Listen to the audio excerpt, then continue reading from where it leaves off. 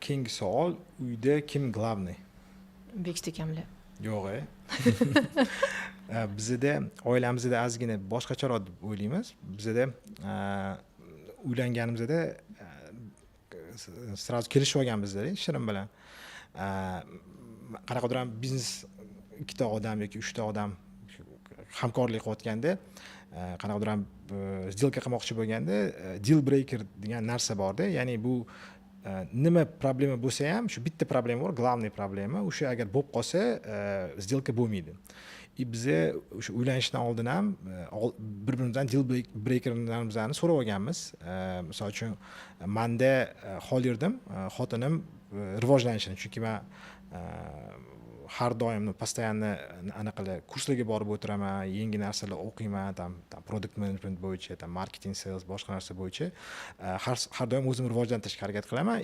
Shirin to'g'risida so'raganman shu narsani.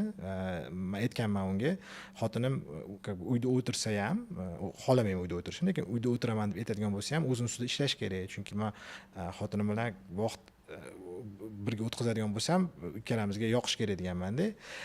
Shirin deal breakeri uyda o'tirmayman degan.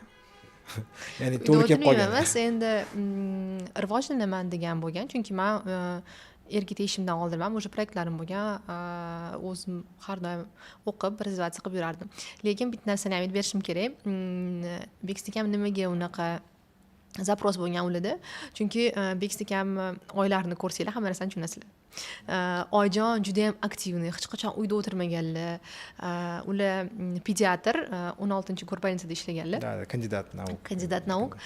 Ular 60 yoshda pravaga o'qib, rulga ham o'tirdilar. Anaqa zerikkanlardan borib, kosmetologga ham o'qib chiqdilar. Hech narsadan qo'rqmaydigan ayollar-da. Har doim kuchli, har doim razviyatsiya qiladigan.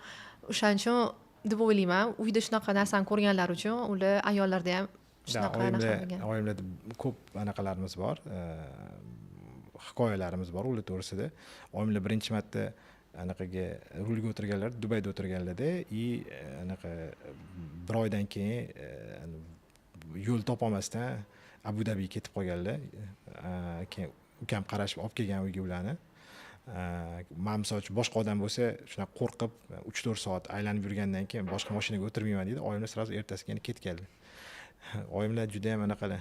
Shu narsani ko'rib, balki o'shaning uchun men biz Shirin bilan anaqadan to'ydan oldin aytganman, shu o'zi rivojlanish kerak deb. Shirin ham shu xohishi bo'lgan.